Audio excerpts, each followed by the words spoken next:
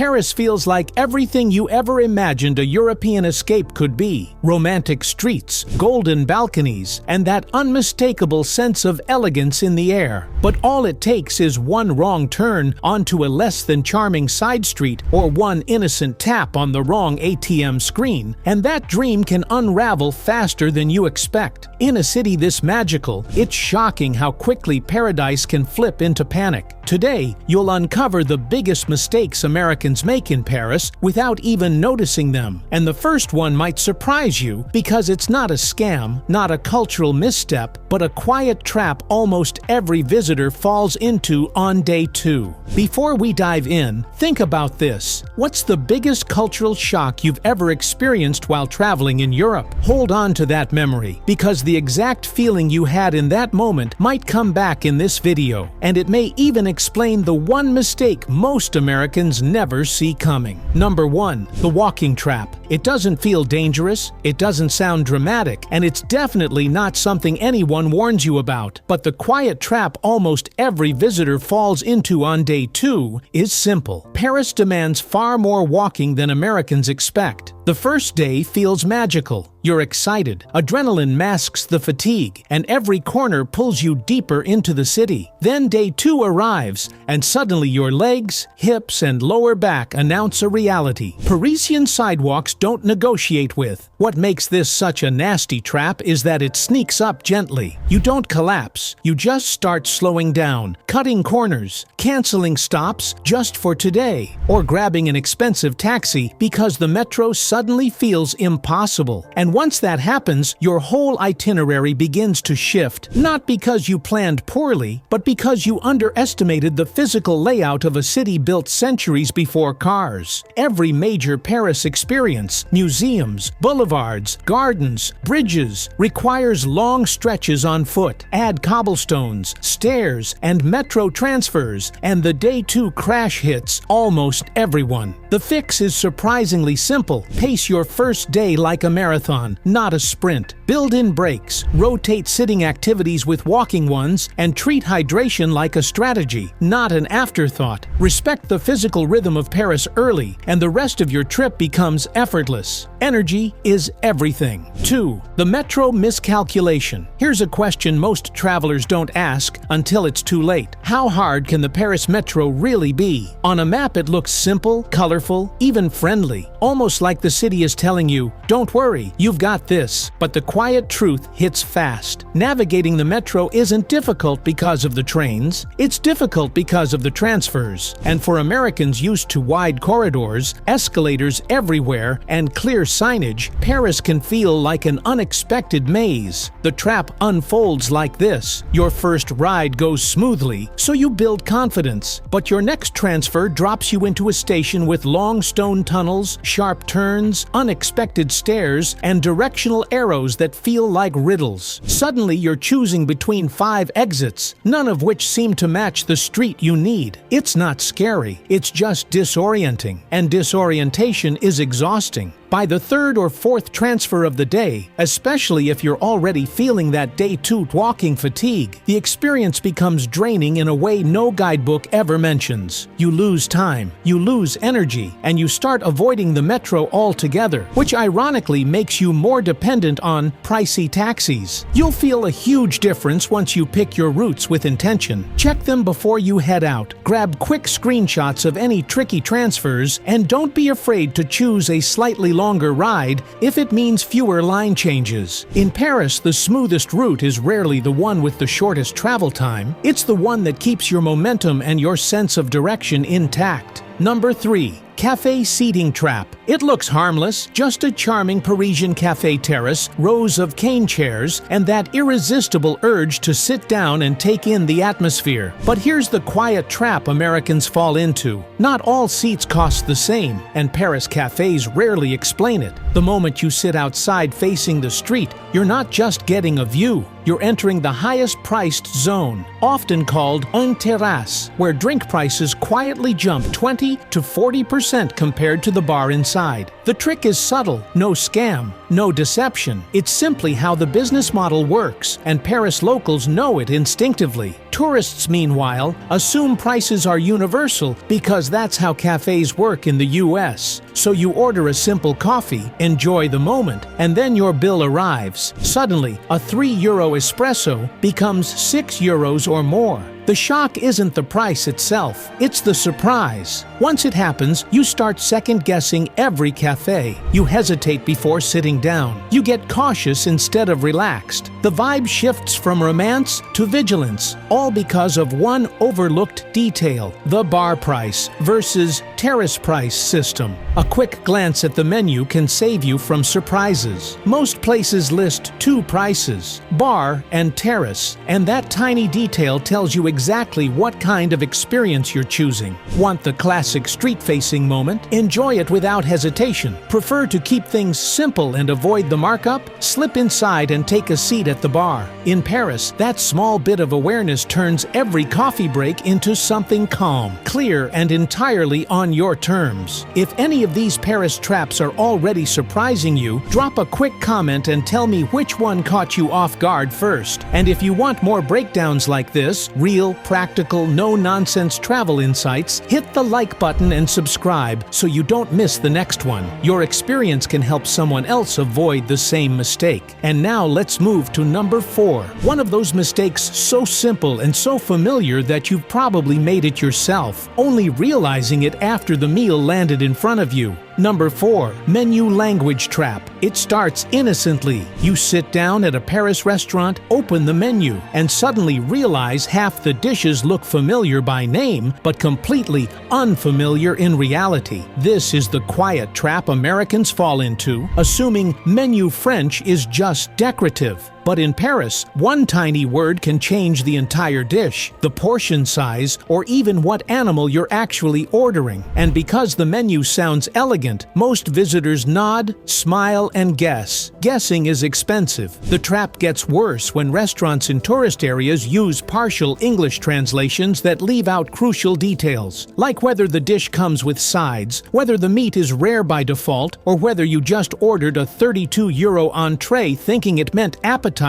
That one hits hard. It's not a scam, it's not a trick, it's simply a cultural gap that silently empties wallets and creates awkward surprises at the table. And here's the ripple effect. After one confusing meal, people start avoiding authentic places altogether. They angle toward English menus, which usually means higher prices and lower quality. Comfort replaces curiosity. Paris suddenly feels smaller. The fix is beautifully simple. Learn 5 key menu words before you arrive: entree, starter, plat, main, accompaniment, side, saignant, rare, formula, set menu. This tiny vocabulary shift saves money, eliminates awkward moments, and opens the door to incredible meals you'd never find back home. In Paris, understanding the menu is understanding the culture. Number 5. Crosswalk confidence trap. There's a moment every American has in Paris without even noticing it. Standing at a crosswalk, seeing a red pedestrian light and thinking, if no cars are coming, I'll just go. And that tiny instinct, totally normal in the US, turns into a surprisingly risky trap in Paris. Here, many intersections are designed for cars first, pedestrians second, and the lights don't work the way Americans expect. Just because the street looks empty doesn't mean it's safe. The shock comes when a silent electric scooter shoots out of nowhere, or a motorcycle slips through a gap you didn't realize was a lane. Paris traffic behaves more like fluid than structure. Vehicles thread themselves through tiny spaces at angles that feel impossible. And the worst part, many of these riders assume you know the rhythm of the city. They won't slow down the way drivers do in the States. After one close call, travelers start hesitating at intersections, misreading signals, and stepping out at the wrong moments. Not because they're careless, but because the Paris crosswalk rhythm is genuinely different. It's disorienting, it's subtle, and it wears on your confidence more than you'd ever expect. Number 6. Museum marathon mistake. Off guard isn't the art itself, it's the pace they bring into the building. Something happens the moment Americans walk into the Louvre, Orsay, or Pompidou. They switch into cover as much as possible mode. And that mindset, so normal in US museums, turns into a massive energy drain in Paris. These aren't galleries you browse in an hour. They're labyrinths built to overwhelm you in the best and worst ways. The trap sets in quietly.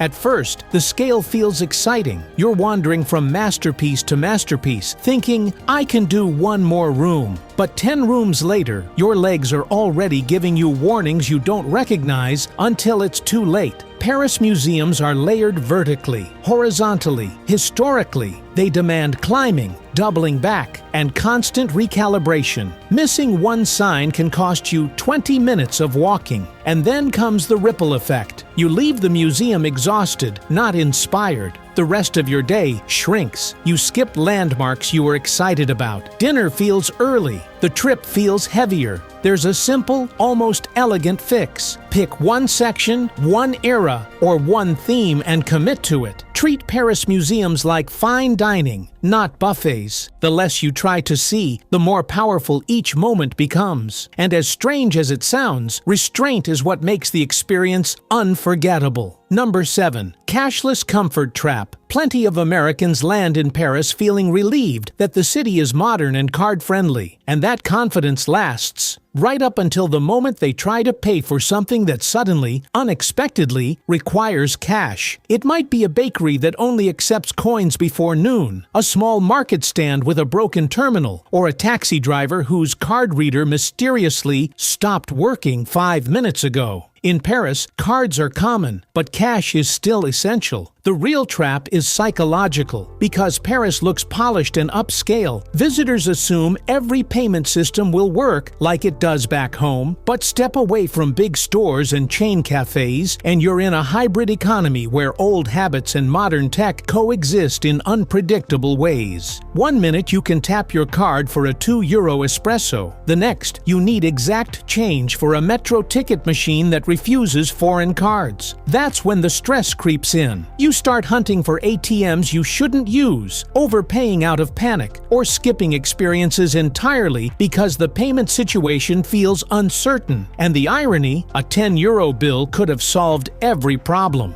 Having a bit of cash on hand makes the whole city easier to navigate, not a stack, just a modest amount tucked away for those moments when card terminals fail or a place simply prefers coins. It's the kind of quiet backup that keeps small hiccups from turning into real problems. In Paris, that little safety cushion brings a surprising amount of peace. Number 8. Side street drift. Paris has a way of tempting you off the main avenues with those quiet, photogenic little streets that look like movie scenes. And the moment you follow one, you feel like you're discovering real Paris. But here's the twist. Many of those charming side streets don't connect the way you expect. They bend, split, double back, or loop into older parts of the city that were never designed with straight lines in mind. What feels like a shortcut often becomes the longest detour of the day. It's not dangerous, it's disorienting. 10 steps in, you lose the sightline to the main road. Another turn, and suddenly, cafes, signs, and building styles shift. Paris grew in layers, not grids, and wandering off-path is a fast way to end up somewhere completely different than you planned. The real cost isn't getting lost. It's the time and energy you didn't realize you were trading away. Before you know it, you've walked an extra kilometer without meaning to. Plans shift. Momentum slows. The day subtly reshapes itself around one small turn that felt harmless at the time. A quick habit makes those detours far less confusing.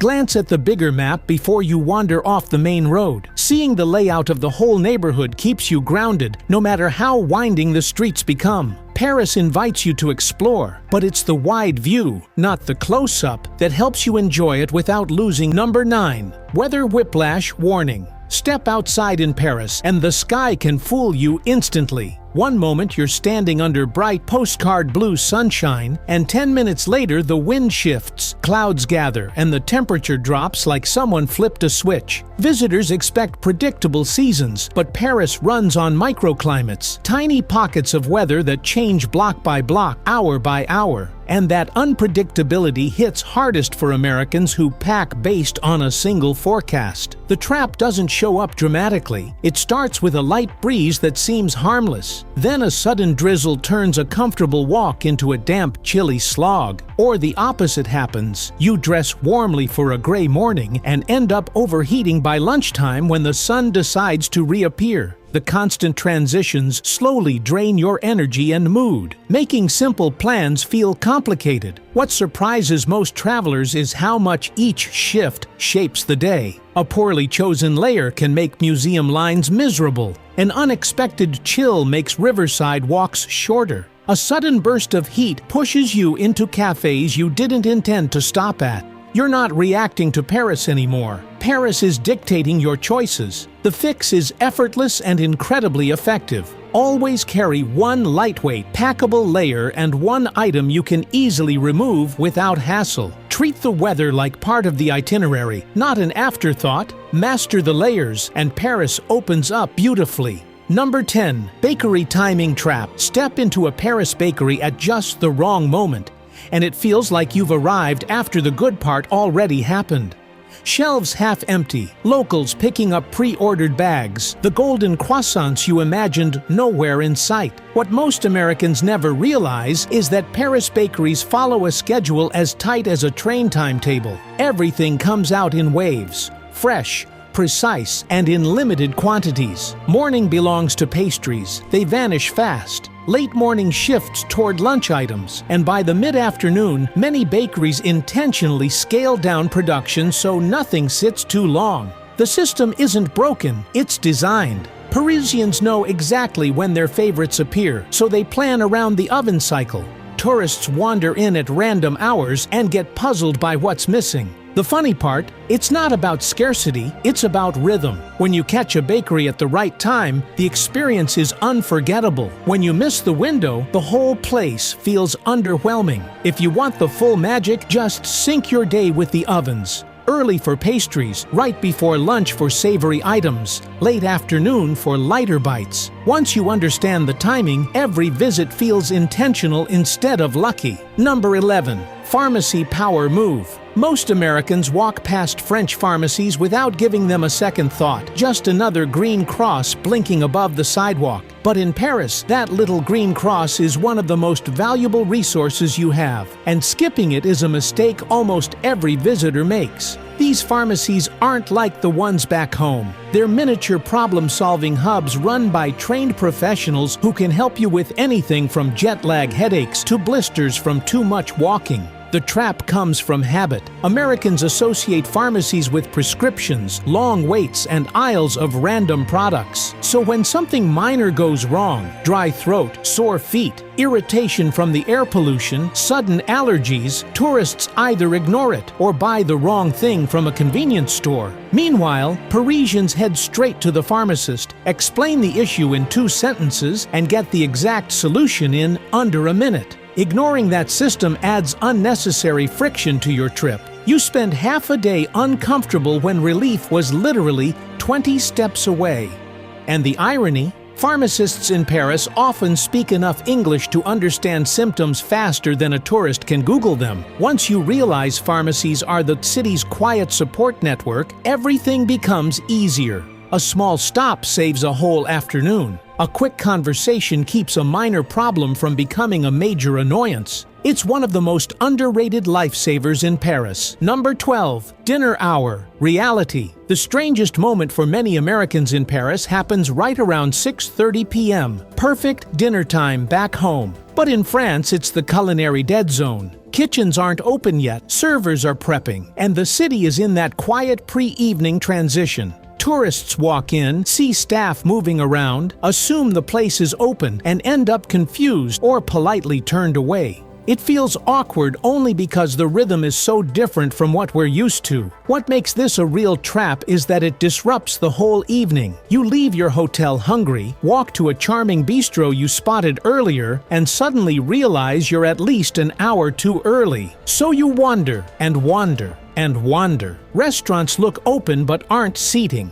Others say service non-stop, but that usually means drinks, not full meals. Hunger turns into impatience, impatience into bad decisions, and you end up eating somewhere you didn't even like just because they were the only ones ready. Parisians don't rush dinner, they build the night around it. That gap between 6 and 7:30 isn't downtime, it's calibration. The city is resetting itself for the evening. When you sync with that rhythm, everything clicks. You plan a walk, grab a pre-dinner drink, enjoy the early ambience, and arrive at dinner exactly when the restaurant shifts into full motion. Suddenly, the whole night flows instead of fighting you. Number 13, service style switch. Something many Americans notice, but can't quite articulate, is that Parisian service feels different long before it feels unfriendly. Not worse, not rude, just operating on a completely different logic. In the US, the default is rapid attention, constant check-ins, and a server who manages your table like a project. In Paris, the highest form of respect is giving you space, and that quiet shift catches visitors off guard. Here's where the trap appears. People mistake distance for indifference. You sit, you order, and then nothing seems to happen for a while. No small talk. No, how's everything tasting? No hovering. Because in France,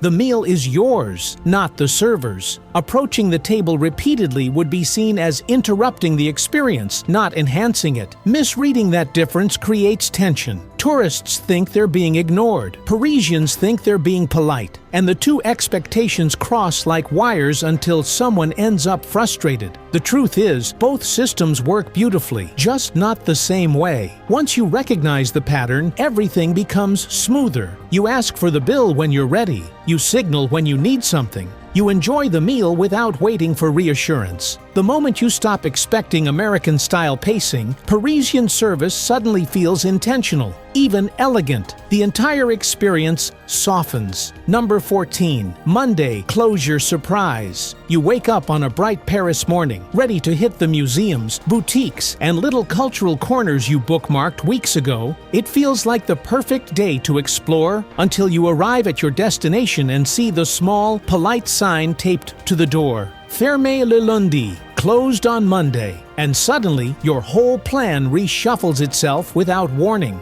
Americans expect weekends to be the primary rest days. Paris quietly chooses Monday instead. The interesting part is that this isn't random. Many of the most iconic museums, galleries, and specialty shops take Monday as their reset day. Staff regroup, inventory is checked, exhibits are rotated, kitchens are deep cleaned. It's the city catching its breath. But if you don't know this rhythm, Monday becomes a domino effect of disappointment. One closed door pushes you to a second location which is also closed, and by the third attempt, the day starts slipping away. Nothing about this is a scam or a trick. It's just Paris operating on its own weekly pulse. Locals navigate it instinctively. Visitors only realize it once they've lost the morning to locked doors. When you start planning around that pattern instead of fighting it, the week opens up beautifully. Mondays become park days, cafe days, river walk days. Slow, charming, intentionally lighter.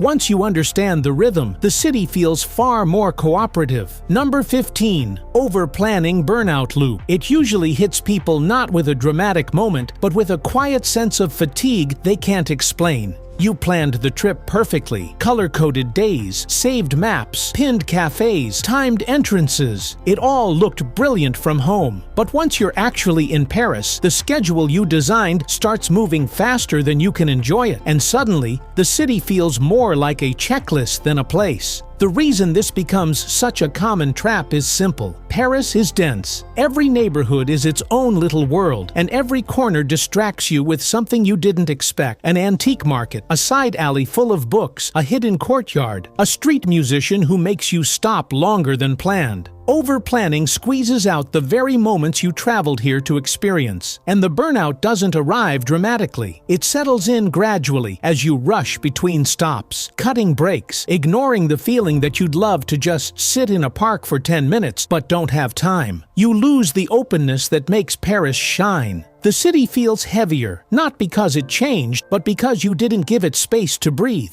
When you loosen the agenda, Paris becomes generous again. You slow down, the day stretches, and everything feels more personal. What you skip stops mattering. What you notice becomes the point. Number 16. Taxi temptation trap. There's a moment in almost every Paris trip when a taxi suddenly feels like the simplest answer. You're tired, the metro looks crowded, the map feels confusing, and that bright taxi sign seems to promise instant relief. And while there's nothing wrong with Paris taxis, the trap appears when they quietly become the default instead of the exception. In a city with some of the most efficient public transit passes in Europe, relying on taxis ends up costing far more, both in money and time. It starts with convenience. The first ride is quick, the second solves a problem, but the third, that's when you stop noticing how easily the costs stack up. Traffic near the Seine moves slowly. Short rides become long ones, and Paris's winding streets weren't designed for fast point-to-point driving. What feels like the easy option often turns into a long wait behind delivery vans, scooters weaving through gaps while you don't move an inch. What most visitors don't realize is that Parisians rarely use taxis for everyday movement. They take the metro because it's predictable. They take buses because the routes are scenic, and they choose transit passes because they make the whole city feel accessible without a second thought. When you shift to that mindset, even halfway through your trip, something interesting happens. You cover more ground, spend less, and start feeling the actual pulse of the city. The freedom isn't in the ride, it's in the rhythm you unlock. Number 17. Riverbank blind spot. Some of the most meaningful moments in Paris don't happen inside museums or cafes, they happen along the Seine. But here's the part most Americans completely overlook. The best stretches of the river aren't always at the famous postcard spots. Walk a little too close to the crowds around Notre Dame or the Eiffel Tower, and the river becomes a slow-moving corridor of noise, vendors, and selfie sticks. Stay just a few bridges away, and you find the Paris locals actually love. This is the quiet trap. Travelers stick to the big river views and miss the calmer edges where the city breathes differently. On the busier sections, the experience is beautiful, yes, but it's also distracting. Performers cluster near the major walkways. Vendors appear every 20 steps. The flow of people pushes you forward even when you want to stop. It's scenic, but it's not relaxing. Shift even slightly. Say 2 bridges east or west, and everything changes. The sound softens. Couples sit with their feet over the edge. Friends share wine in small groups. Joggers move past gently. It's still Paris, but not the Paris performing for tourists. Once you discover those quieter banks, the river becomes something else entirely. A place to linger, to reflect, to watch the city roll by at its own pace. And suddenly you realize the Seine isn't just a landmark, it's a refuge, if you know where to stand. Number 18. Quiet Paris missed. There's a version of Paris most visitors never experience. Not because it's hidden, but because it's overshadowed by everything louder, brighter, and more iconic. It appears early in the morning when the city hasn't fully woken up, or late at night when the last café chairs have been stacked and the streets return to silence. It's a softer Paris, one that reveals itself only when you stop chasing the big moments. The trap is subtle. Travelers fill their days with landmarks, museums, and bucket list stops until there's no room left for the quiet. And in doing so, they miss the side of the city locals cherish most, the soft hum of cyclists crossing the Pont Neuf at sunrise, the way the light hits the limestone buildings along the Ile Saint-Louis, the gentle echo of footsteps in empty arcades. It's not spectacular, it's intimate. Without these pauses, Paris becomes impressive, but not personal.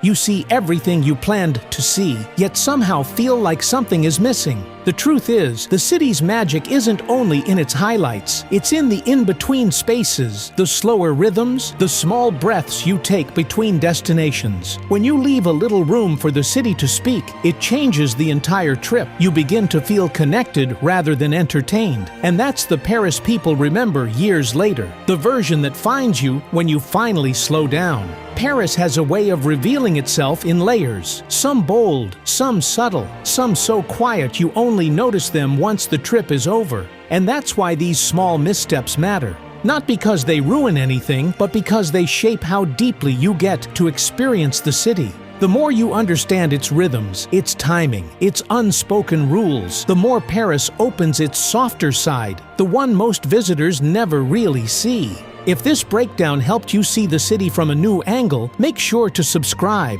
You'll stay connected to everything that helps you travel with more ease, more awareness, and more confidence, wherever you go next.